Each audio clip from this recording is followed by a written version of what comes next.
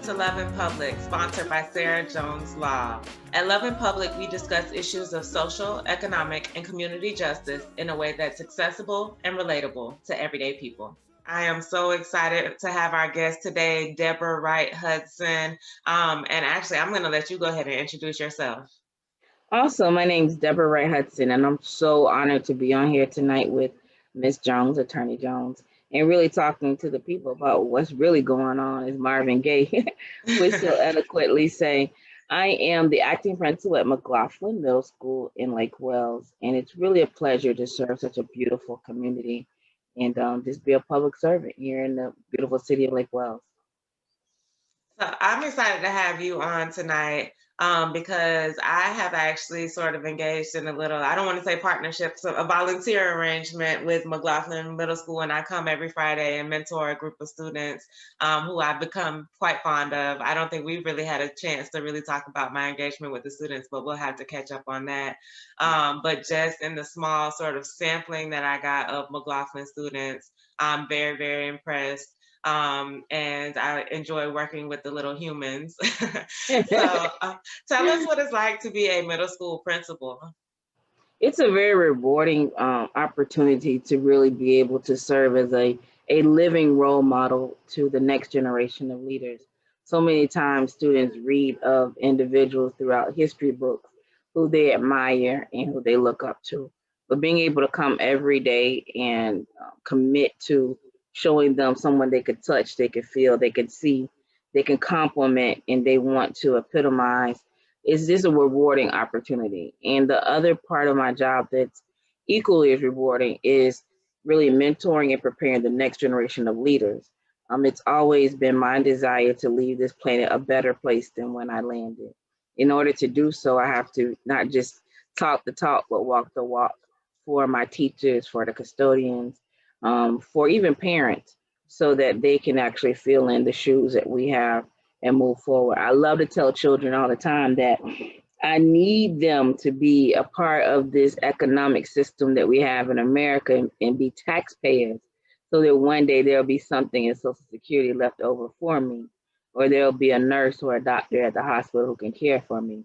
But if they don't take advantage of this excellent opportunity of free education in America, then I won't be having those fortunate things that our parents and generations in the past have had. And unique about McLaughlin of all schools is that I love being here. I love being able to root for what's may considered as the underdog. I love that our students have fight in them, and not from a physical standpoint, but from a mental standpoint of wanting to be better and wanting to achieve more. And so being here in this beautiful city with great parents, we have such a great parent body to work with, it's just a rewarding opportunity. I wake up with ideas every morning. I got to tone it down like, okay, we're going to plan that for 2 years out or 3 years out. And it's just very rewarding. That's so awesome that you have that vision. It's hard to find people who are really, really committed and really love doing their job, especially when it involves the sort of management. So you said a couple of things that I want to talk about. Management of people is chief among them. This is something I've only recently found out as I started hiring more people. I've had to become a much better manager and a much better leader, and understand that those two things aren't the same thing. Management and leadership are not the same thing. Can you talk to us about what it's like to, one, have to manage your staff and manage your students, but also take on that other role, which to me is oftentimes more important, of that leadership? Like, how do you balance those two things, and what's your thought process behind that? I really believe that management is what you do and leadership is what people see. And if I can preach all day about being on time to work, but if I'm showing up late, people are going to emulate what they see me do. In management, my father always used to tell me that you have to inspect what you expect. And so I spent a lot of time really clarifying expectations and then setting systems up to monitor what I expect to see. And I think one of the things that I really struggled with as I developed as a leader was making the assumption that everyone knew. So I kind of came in the job thinking, okay, well, everyone knows how to do that, or making an agenda is not something I have to set a ruling for how to do, or I don't have to teach people how to conduct themselves if they're leading a meeting. And so I've learned to really step back and say, okay, here's how we need things to run for McLaughlin to grow and keep our students' best interests at hand first. So I got to set protocols.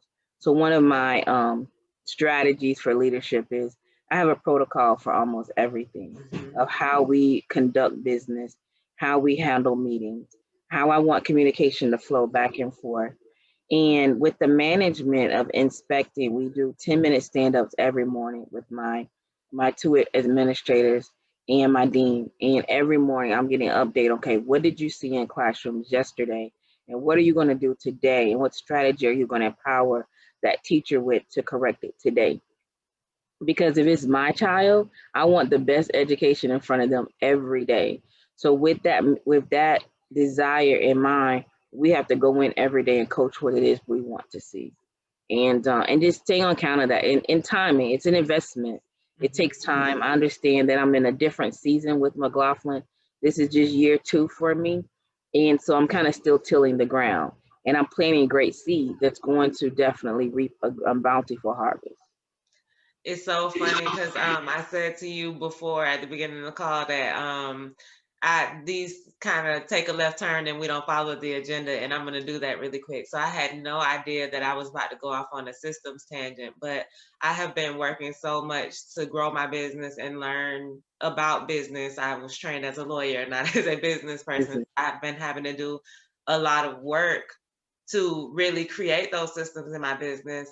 And it's so crazy to hear you talk about it because I do it on a much smaller scale, but I think it's so important for people, anybody who has sort of that leadership role, to really understand how important systems are. And I could tell from just the way you talked about it, you really understand the importance of systems. But for people who don't really understand it, who may not have had businesses in the past, or they do have businesses that they don't have systems, we have a lot of community members who watch this show.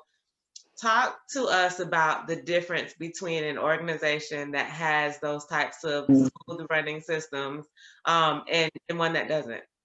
I'm so glad that you brought up that question, because the things that are applicable in education from a procedural, systematic standpoint are across any work setting.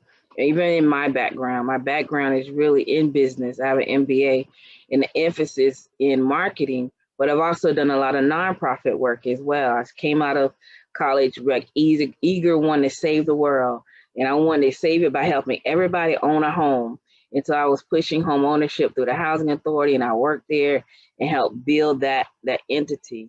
And I've learned throughout my various careers and work experience that if you don't clearly define the system that you want to put in place and you don't map it out, but one of the things that I love in the Word of God, it says you're going to have a vision and you got to make it clean and clear. And so many times we have a vision, but we don't count the cost. And then we get into it and we're wondering, why are we failing? So systems really helps you to be able to say, okay, where is it that I want to go? And what steps do I have to do to prepare the people who are going there with me for that journey? And putting it in paper, in writing, in so that everyone can see. And so when people tend to deviate from those protocols, you can bring them back out and say, let's go back and rehearse this again, because I need to know what your understanding is of what we worked on together to create. And then people will be able to sometimes even automatically self-correct because it's in place. And I think corporate America has understood that more importantly, and they have these huge manuals that collect dust, and they're not really living documents. Yeah. And so when you have protocols and procedures that are in living and they're an embodiment of what you do, you'll see things run more fluidly.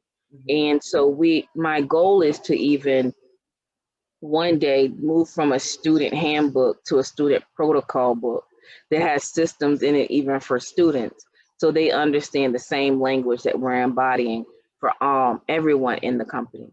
The most important part, and you'll see this greatly in corporate America, is the learning curve, because the longer it takes you to train somebody, the more money you're losing. Yeah. So you want to immediately get someone who's competent and capable enough to understand exactly where you're wanting them to go. They may not necessarily know the actual play that you're going to drive, but they know how to catch a ball. So Right. you need to be able to hire people. I can catch a ball, but I may not know where you're throwing it. The protocols in the system really is how I'm going to pitch this ball to you. Mhm. And you don't want it to have a huge learning curve, because as I said, that in a for-profit arena, that means money wasted, because I'm not out here making the money that I'm here to acquire. And in an educational standpoint, that means I'm not serving my students at the best of our ability, because I'm having to completely train. So one thing that we do here that we're working through is onboarding of new staff. And education, no matter where you are or what school, it is a revolving door. People have other opportunities. People come into this profession who aren't necessarily education majors, and so they want to try it out. And so we end up being their tryouts. And sometimes it works, most times it works, but sometimes it doesn't. So we onboard. You don't just walk on our campus and into a classroom. It would just be like a babysitter. The first night that you come over, you're not going to be watching my children. Right. You're going to be understanding how I need you to do that.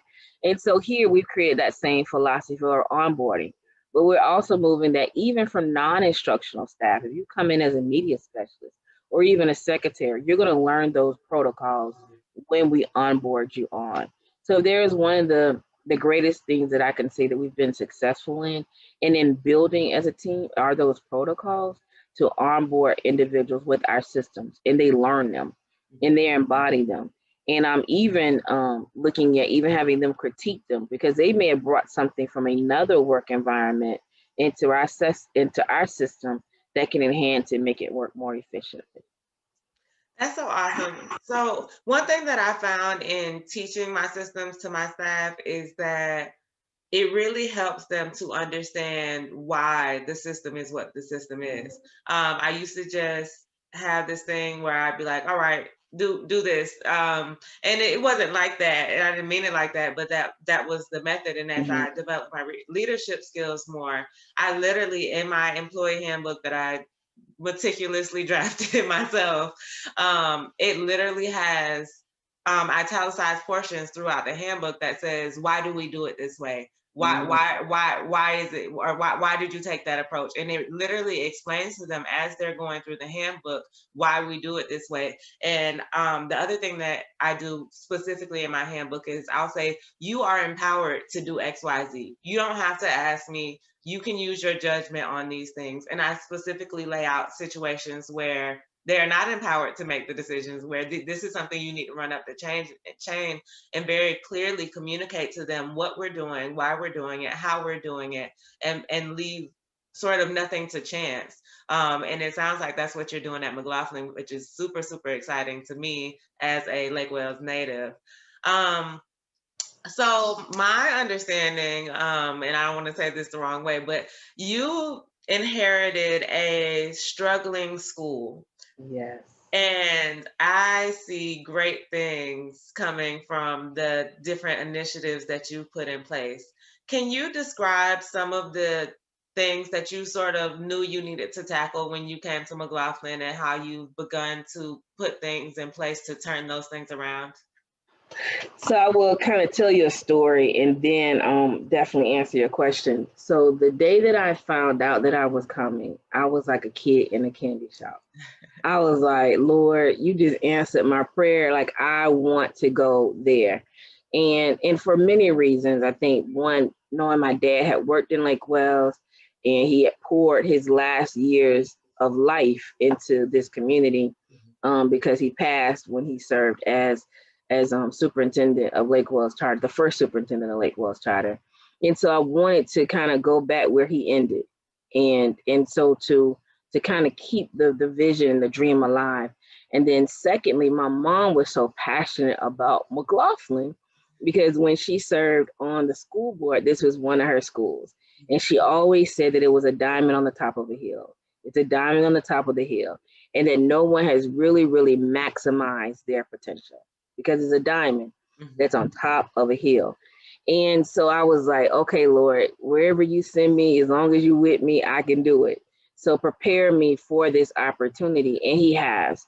And I can't say that I'm the same person that I am today that when I walked in here a year ago, because I've had to transform even my leadership style, even the way, as you said, to learn how to motivate people versus telling people, and how them to see how what we're crafting is in their best interest, not just our best interest.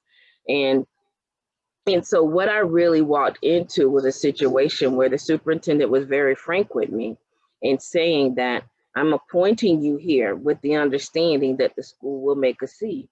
And if the school makes a C, it's your school. You got it hands down.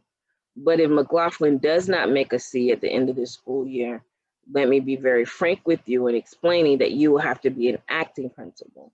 Florida state statute says that when you have a struggling school such as McLaughlin, you can't put a brand new principal in that school. You must have someone seasoned who has turnaround experience in doing what it is I've been commissioned here to do. I do believe that she entrusted my abilities, and she also guarded me with Miss Chipman to be the principal who had been my mentor the whole year before. And so it just worked out quite naturally.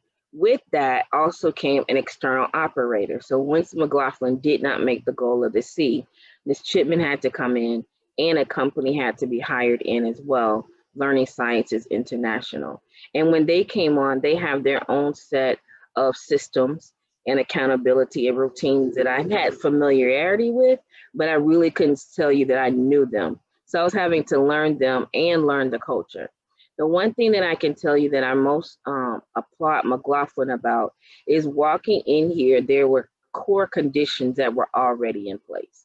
By that meaning, I really didn't have to put a lot of emphasis in discipline because the students for the most part were very well behaved. In most schools that traditionally struggle, you see high numbers of absenteeism and you see very high numbers of discipline referrals.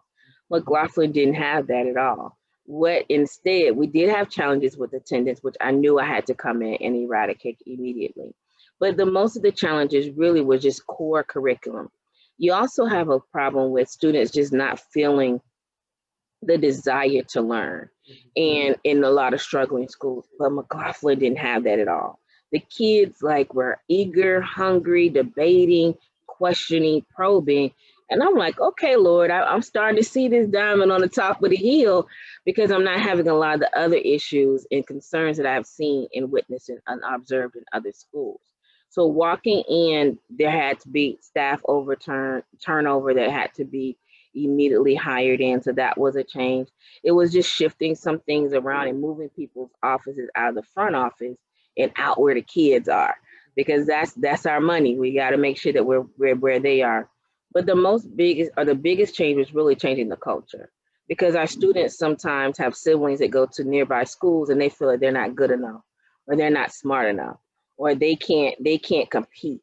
And so always and every single morning, when I get on the intercom every day, I tell them I love them. I was like, I love you, and there's absolutely, positively nothing you can do about it. And they love it. And if I miss it one day or I'm not here, I know it when I get back, because they're going to immediately say to me, you didn't tell me you loved me yesterday. Where were you? And so I was like, well, I'm going to tell you now, baby, I love you, and there's nothing you can do about it. And so changing that culture and changing that we're not a prison, we're not an institution. You understand the protocols and procedures, and we just expect you to follow it because you're capable and you're smart enough and you're brilliant and you can make it happen. So changing and then when the teachers saw wow, these kids, they're giving it to me. And so now I'm like, okay, now you got to raise your expectations and bar, because they can give it to you. Don't teach them down here. We have to put in the rigor. We have to be able to align ourselves with the Florida state standards. And they laugh at me because I tell them I'm not striving for no C, I believe in a B. And we're capable of being able to do the exceedingly and abundantly. We just got to keep pressing forward. That is so true. It's so interesting to hear you talk about all this stuff, because I don't know how much you know about my business, but I do a lot of criminal defense work. and to trace, like when I'm talking to my clients, because my business is a people business. I don't know how other people practice the law, but I believe in taking care of my clients and getting long-term solutions, which a lot of times involves me finding and tracing back where the problem initiated.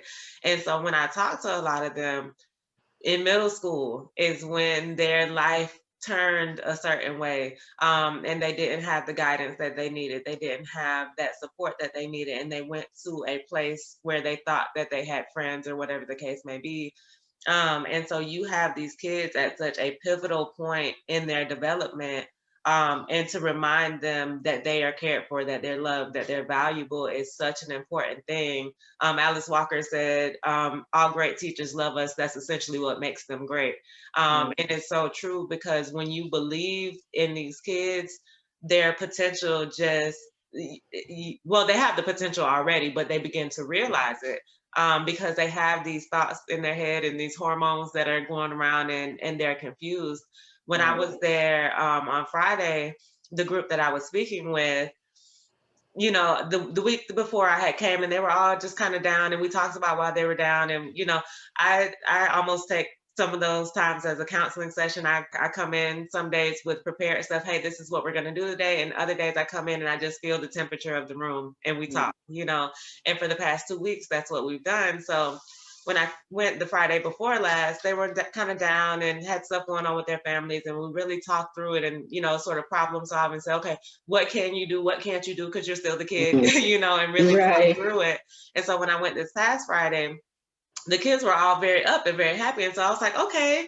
And so I was talking to one little girl in particular, and I said, well, you know, you're very bubbly today. What's going on with you? And she was like, oh, well, I took a much needed break from YouTube. I said, oh, that was not what I was expecting you to say. Tell me about this. And so she says, oh, well, I got grounded. I said, oh, well, what happened and how'd you get grounded? So she told me this story about how she got grounded. And so I said, well, why did you do this thing that you did?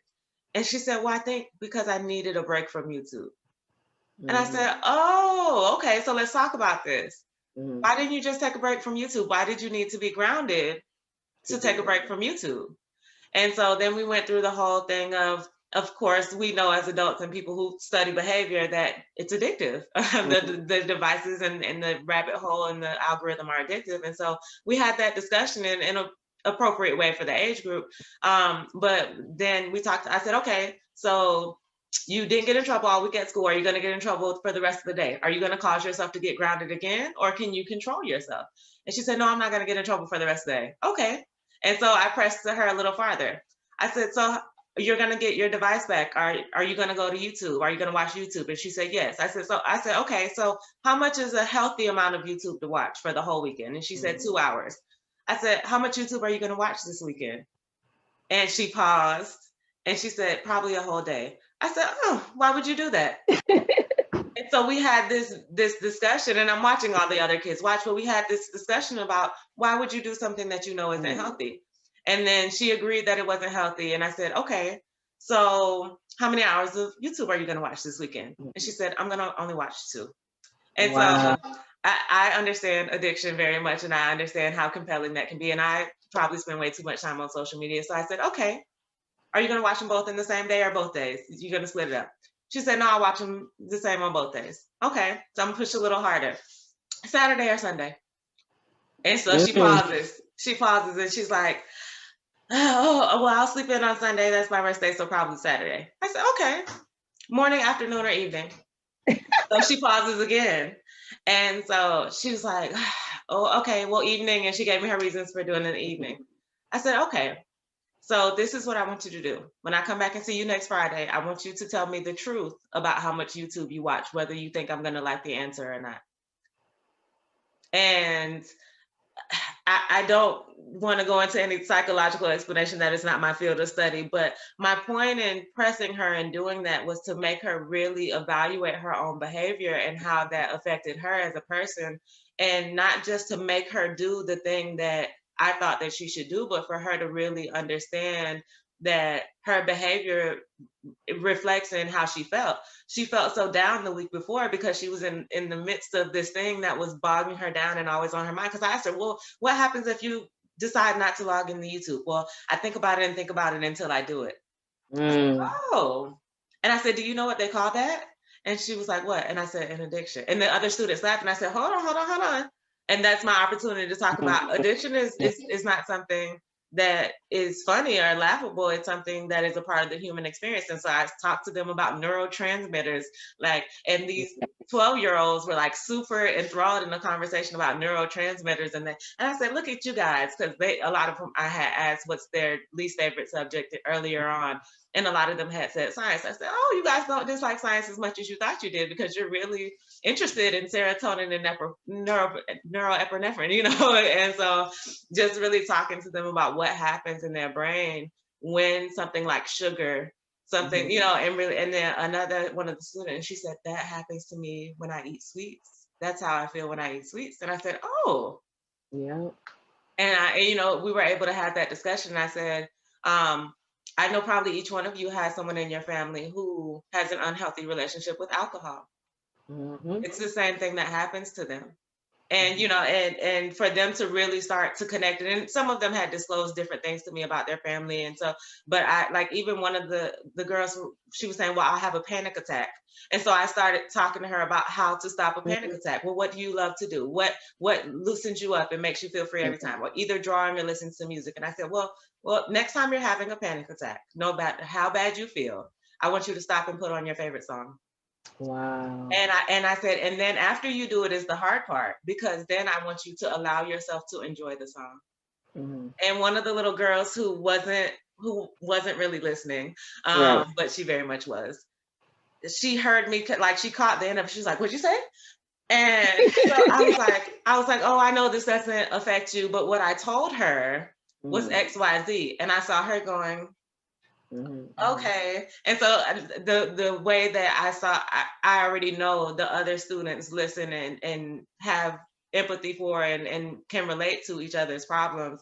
Just that ability to just have that conversation with them and to spend the time with them. I had a great mentor in college who told me, for the first probably year you have a mentee, don't give them anything. Don't give them a single material thing. What you give them is your time. What you give them is the resources that you have gained to be successful. Because if you go there and give them the gift the first time, they will love you for giving them this thing, but you haven't really given them anything except for a feeling. And when you refuse to give them a thing, then you have to ask yourself, well, why am I here? What am I going to give them? I came here to volunteer something to them. And it forces you as the mentor to give of yourself in a totally different way. And I think that that's so powerful. And even though you might not be having that particular conversation with your students, and you know, in many ways, I'm sure you guys are, but I think it's on the same note of really getting to know them and understand what it is that presses them to help them be better. And the one thing that you mentioned is that you didn't give up with the short answer, but you pressure her. And the role of a mentor is so vital that we don't let up on the pressure. And I look at it, you know, and I love when you look at making gold or diamond, the heat and the pressure that's required. And so many times as the mentor, people just don't feel like putting that pressure, or they're afraid of how you're going to respond to the pressure. Right. You know, but iron sharpens iron. I need somebody to sharpen me who can cut me, but don't, you know, you could cut without causing me to die. But enough that I remove whatever is keeping me or prohibiting me from propelling towards my purpose. And I think that we have to do that more for one another. You know, and you know, as my grandma would say, just let people know when their slip is hanging a little bit. And it's not to hurt, you know, we have to be receptive of it too, because it's the build. And as I tell staff members and others that I've mentored throughout my life and still mentoring, when I pour myself into you, it's with expectation that you are great. And one of the things, I even have it on my board, because I want to see everyone be great. Like, I don't want to just be a principal. I want to be the best principal.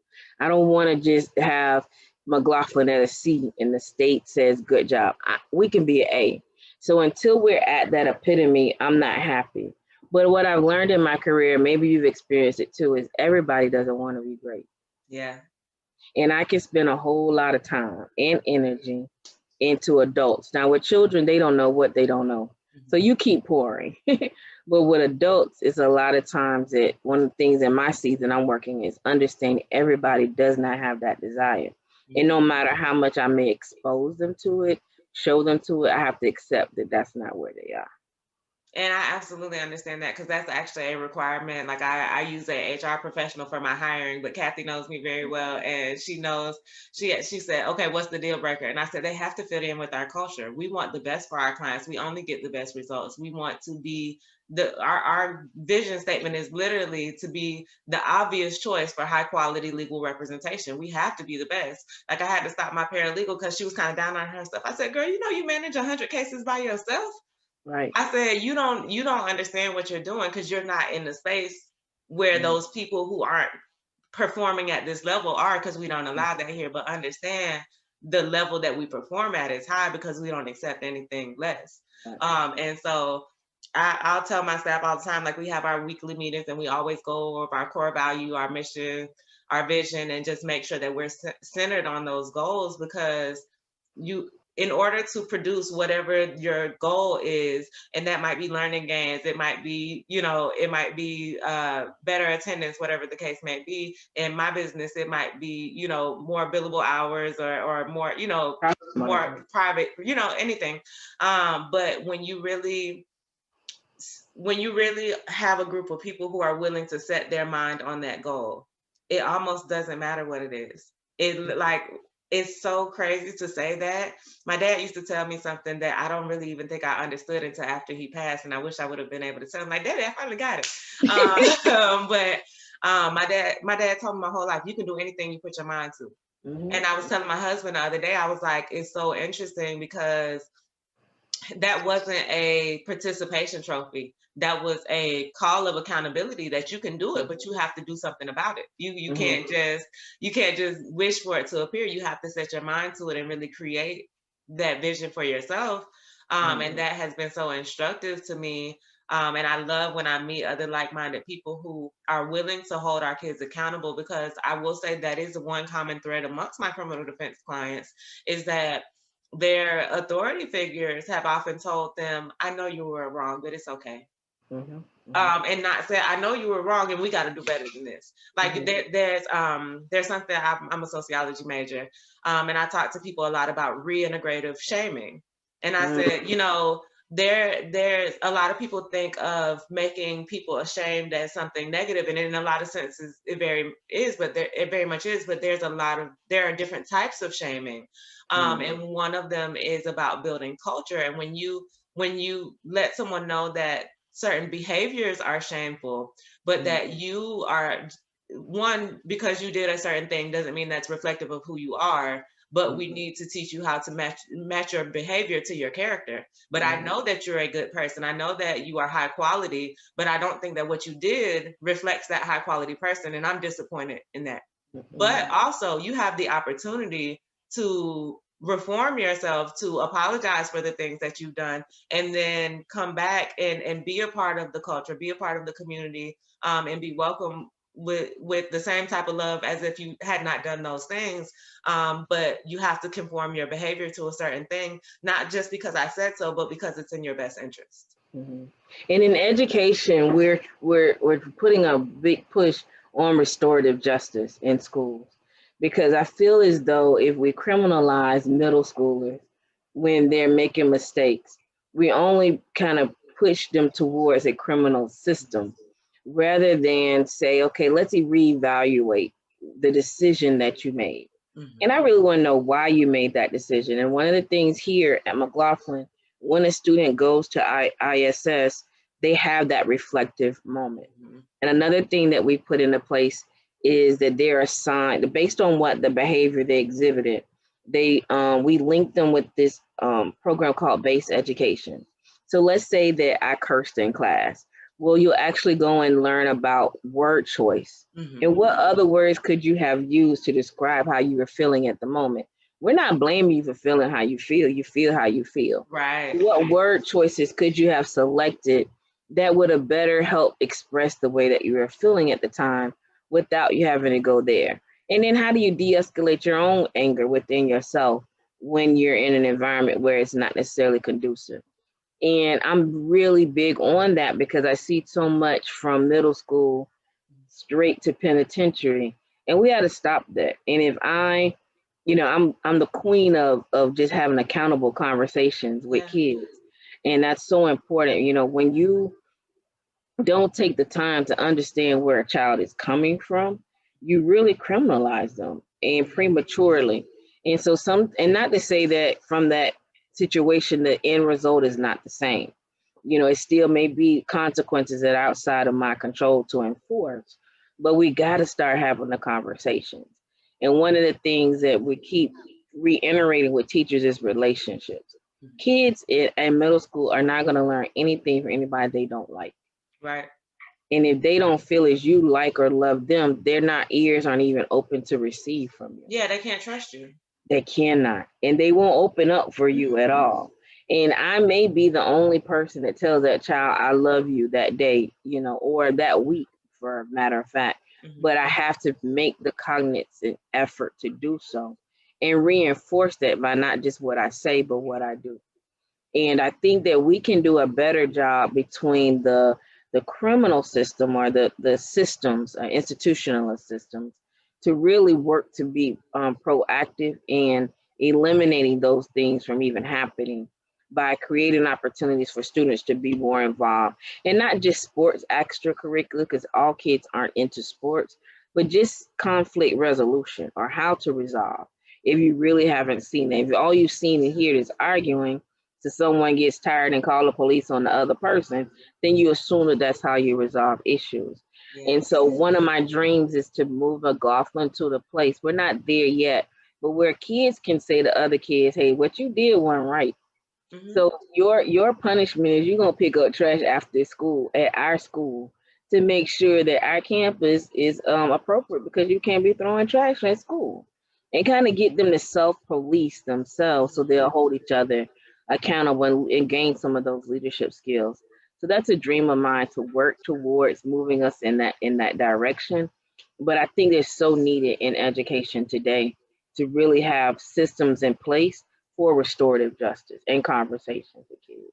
Yeah, it's so interesting because my family is full of educators. I believe I was raised in a school. And it's so interesting because I remember very poignantly being taught social sciences in school, and they call it social studies, Right. but so much of that, I hear my relatives who are teachers now, like one of them told me one day that their principal literally came to them, and I understand that there's different pressures, but they said, if I catch you teaching anything that is not on this test, you will literally lose your job.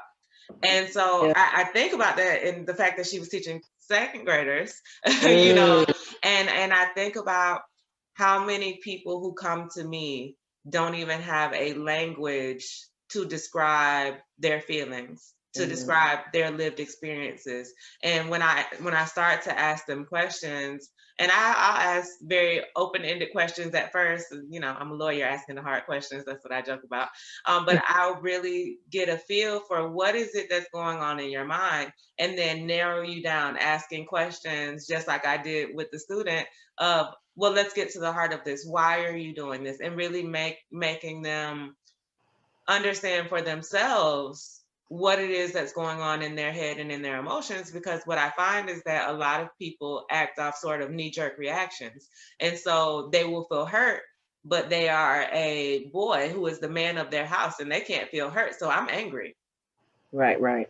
But and one thing I taught my mentees in Tallahassee, I learned this from a psychology professor, is that anger is actually a masking emotion. Anger is a reaction. It's not an actual emotion.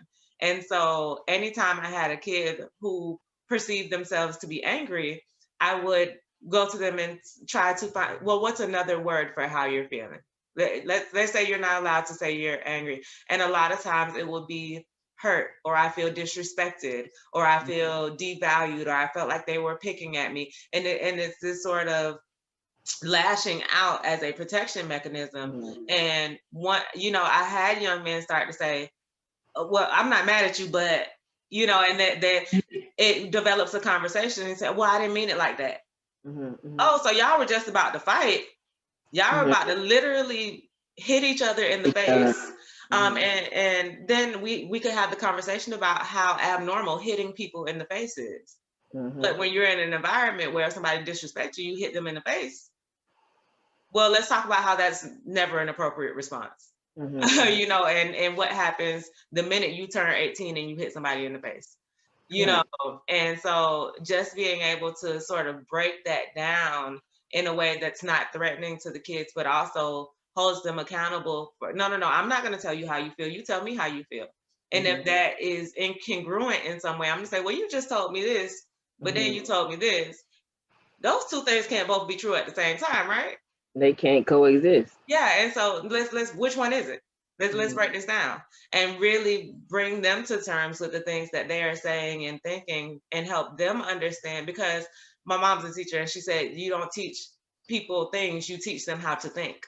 You know, because once you teach them how to think and how to analyze for themselves, they are forever learning. And so really teaching people how to think about their behavior and the behavior of others is really something that's powerful. And I'm so glad that you're investing in that, because I think that that is something that's difficult to, especially in the short term, translate into numbers. It's very difficult to document. And so when you're trying to do those types of things, it does not look promising in the beginning. And a lot of people will knock you and say, why are you wasting your time on this hippy dippy whatever, you know, and they will tell you you're wrong, and they'll tell you, I told you those kids were bad, or I told you that school couldn't turn around, or I told you that what you really should have been doing was teaching them how to read better. And yes, we do need to teach them how to read better. That is not an invalid argument, but you also have to teach them to think about themselves differently, and think about them as themselves as someone who can read better. Who there was a student who I was on a webinar call yesterday, and his mentor said, hey, explain your project. And he said, oh, well, I wish you would have called on my partner, because I'm not good at explaining things. And so he explained, and he went through, and he kind of like had his head down the whole time. And when it was my turn to speak back to him, I said, hey, I think you were the one who said you weren't good at that. Stop talking about yourself like that. I said, if that's what you really think, that you're not good at it, one, I understood what you said when you gave the synopsis, so maybe you should reevaluate that. But two, what are you doing? Did you join in Toastmasters? Did did you do these things to improve yourself? I said, for 2 years when I started my business, I was like, dang, I'm a great lawyer, but I'm not such a great business owner. And I got tired of hearing myself say that. I got tired of that being the truth. And at what point do you stop saying you're bad at something and either assign it to someone else or get better at it? But don't come introduce yourself as, I'm bad at this thing, before you even give yourself an opportunity, because that's where your mindset was. And so he ended up texting the person who arranged for us to be on the webinar yesterday, and he was talking about how powerful that was. And the other young man really, really took back to the Bible. He said, the Bible said, so a man thinketh, so he shall be. And so I was like, well, I didn't, that wasn't supposed to be religious, but there you go, And so I think it's so important to have these kids in an environment that is safe for them to think highly of themselves, because I think a lot of people will tell, particularly children, particularly people of color, a lot of times female children, they will tell them, you think too much of yourself. You and they have all sort of euphemisms to tell them that, and to tell them, no, you take yourself down to size. And what they're trying to communicate is that you should be respectful, but what they actually communicate is that you're less than. And for you to tell these kids you're valuable, you're brilliant, I love you, it's such a stark contrast to that. And I think that's one of the reasons you're able to get such great results out of kids that other people were not able to get to perform.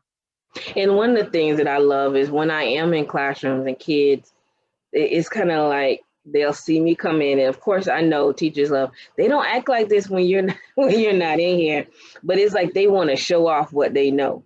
And that's what that's one of the cultural changes that I'm seeing.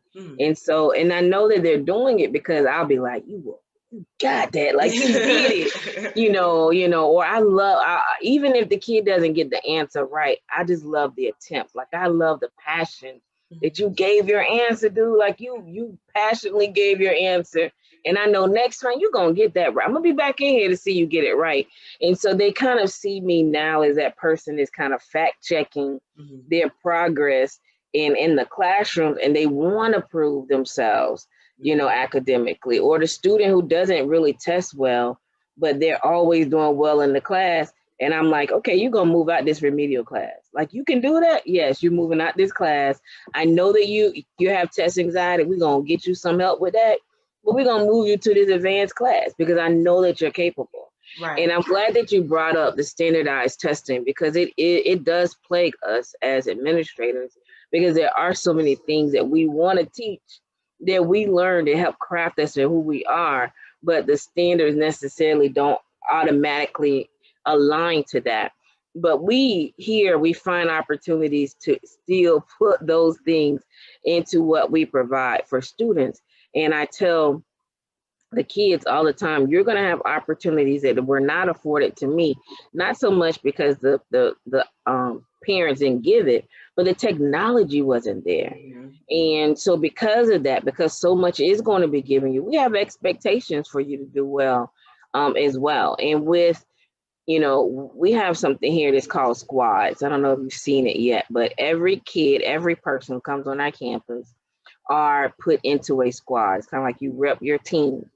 And so we have squads that receive points because of attendance. And we've also kind of crafted time at the end of the school day to deal with some of those soft skills, like conflict resolution, like communication, eye contact, body language, that aren't tested on the test, but they're so important to really crafting them into model citizens. Because helping you just pass a standardized test doesn't mean that you're going to be an Einstein. For personally, I did not have the highest test score on the SAT or ACT. I graduated, thank you, Lordy, and I'm proud of that. Not magna cum laude, but I had the personality, I had the charisma, and I had those soft social skills that have helped me, and through the grace of God, to be successful. But I think so many times we do as administrators, because the pressure is there, that I have to succeed, I have to get these kids past these standards, that we forget they're kids. They're kids. And if they love you and they go in and they do the very best they can on the test, that's all you got to give me, your very best. And so that's been my big push to them. When they do assess, are you giving me your very best? And once you've done that, that's all that I can ask for. So I'm kind of going back to a little bit, but the point that you made with the young man, my dad would say something like this: it's a poor frog that doesn't praise his own pond. And so growing up with that, hearing that constantly in our ear growing up, it changes your forecast, similar to like what your father was telling you about, you can be what you want to be. You know, my dad was saying, in order to be the best, you have to work harder than the rest. Nothing's going to be given to you, Debra. You're going to have to work hard for it. But when you go for the interview, you be the best candidate that they had to interview that day. You know, when you go to work out in the gym, you give the best workout that you have to give. So in every area of your life, you always have to be able to strive to be even more qualified and have even more to bring to the table, so that you can never be denied. And if you are denied, it's just a delay, because God has something else in store. That is so awesome. I feel like that is a great place for us to end tonight. We're going to have another private conversation about all the great things that I have seen from your school, because I'm very, very excited for the things that I see. Your staff has very much impressed me. I love just the spirit of walking in. I love the music on the intercoms when I'm walking through the hallways. You know, the turnaround that I have seen at McLaughlin with my own eyes, being here at Lake Wells, is so awesome to me. I want you to tell us two things. I want you to tell us what people need to do if they want to volunteer their time with your students. And I also want you to let us know how it's best to get in contact with you. Sure. So if you are interested in volunteering and supporting McLaughlin in any way, and that does not necessarily mean money, because for my babies, they just want your time. It could be a card written out to a kid anonymously, and we just hand it to them that says, you're going to rock it today. It goes so far. If you're interested in that, all you have to do is send me an email at Debra.Hudson. That's Debra, Debra. .Hudson, Hudson @ Polk fl.net. Or you can give me a call here at McLaughlin at 863-678-4233. Again, that's 863-678-4233.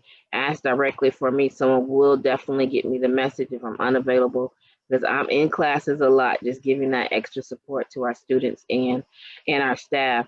And please make sure that you don't hesitate. It's nothing that we will not put ourselves in a position to hand a kid, give a kid, if it's your time or if it's your talent to come out and help us out.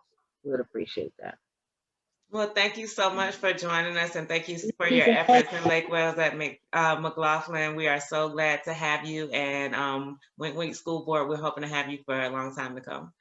Glad to be here. Thanks. Glad to be here. And actually, I want to tell you, thanks for having me on. This has been a wonderful opportunity. Thank you. Thank you. Just freedom.